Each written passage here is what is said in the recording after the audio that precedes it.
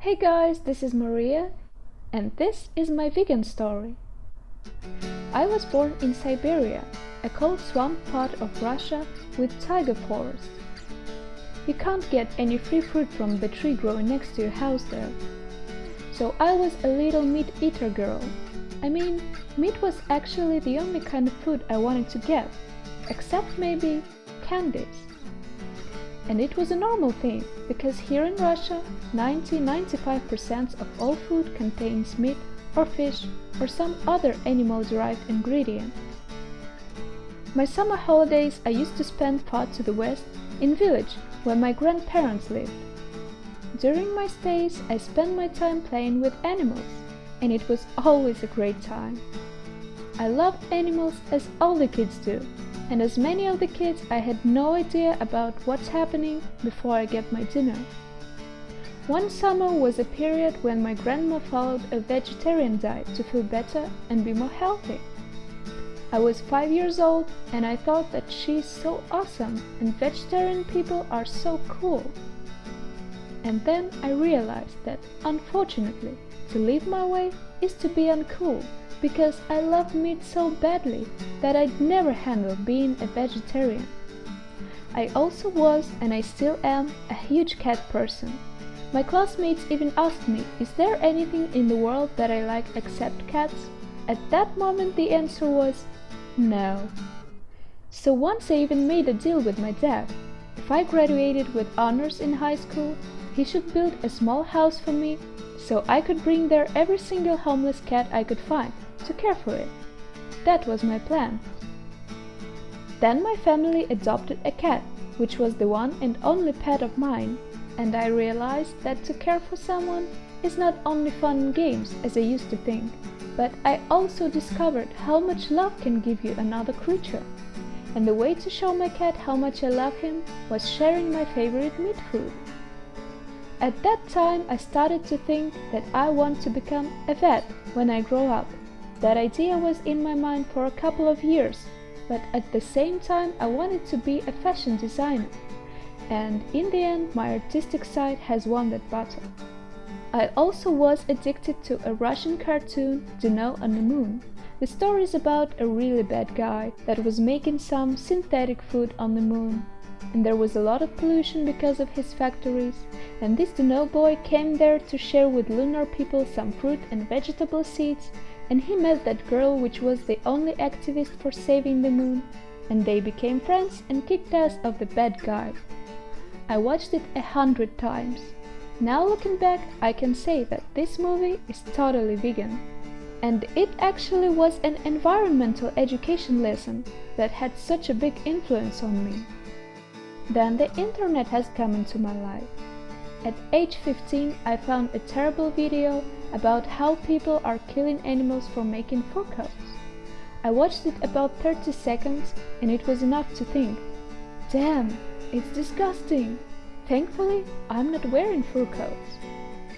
But actually at that time I had a parka, which was decorated with fur. 2 years later I graduated from high school with no honors. And I moved from Siberia to St. Petersburg. And this is where I began my conscious life. At age 18 I rewatched that very video, and this time I felt really bad about it. So I decided to stop eating flesh of animals. It wasn't easy. The first months of living without meat was like hell. I craved for some hot dogs, steak and burgers. The only benefit for me at that moment was losing 10 kilos of fat, but I wasn't so radical. So a couple of months later, when my friend made a delicious meal with chicken, I ate it. After that incident, I felt guilty and I quit eating meat again.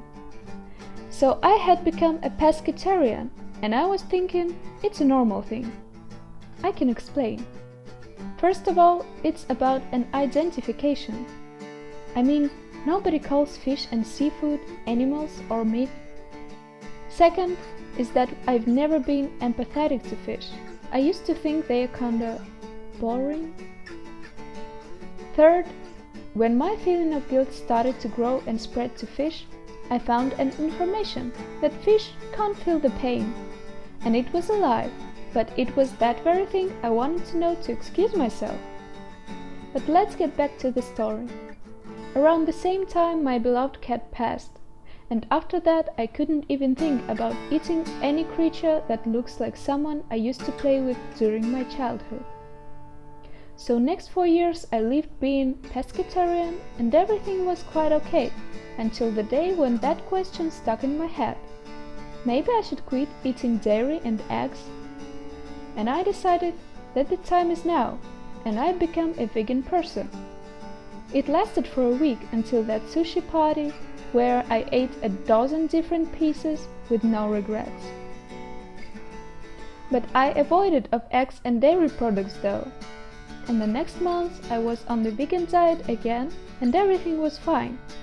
Until that day when I broke up with my boyfriend, and I decided to heal my wounds with pizza, margarita, with cheese.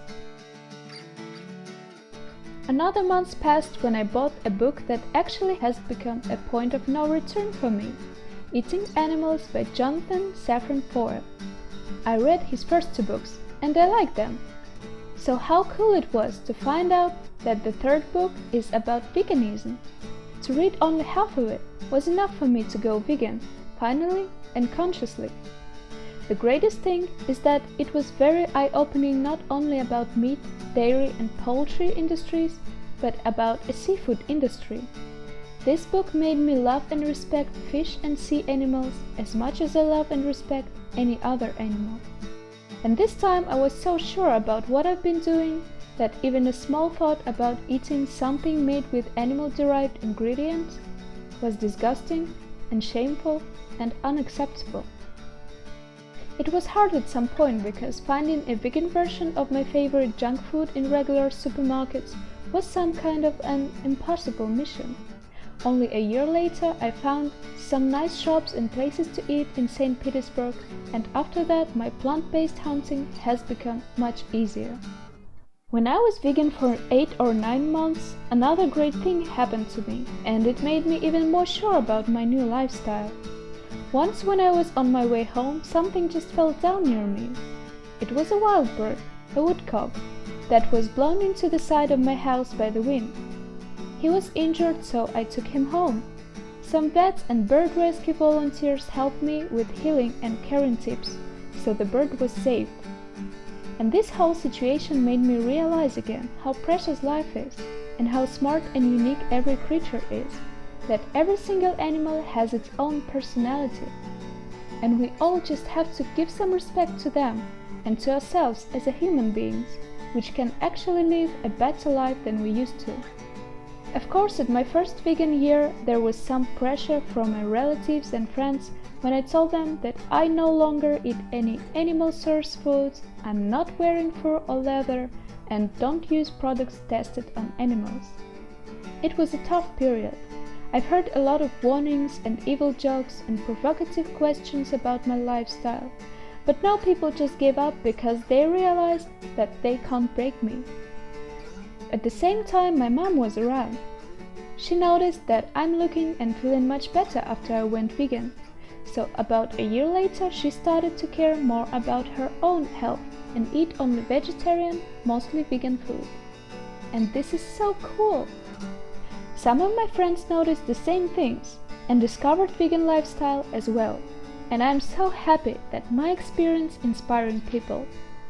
I can speak endlessly about how awesome my life is now and how much I gained being vegan. And as you can see, this lifestyle is actually the way I wanted to live since my childhood. So I can honestly say that my decision to go vegan was the very best decision of my life. Well, I guess that's the whole story. Hopefully it will help someone to understand that it's okay if you need a lot of time and a lot of mistakes for making a right decision, and that big changes are not always happening in minutes.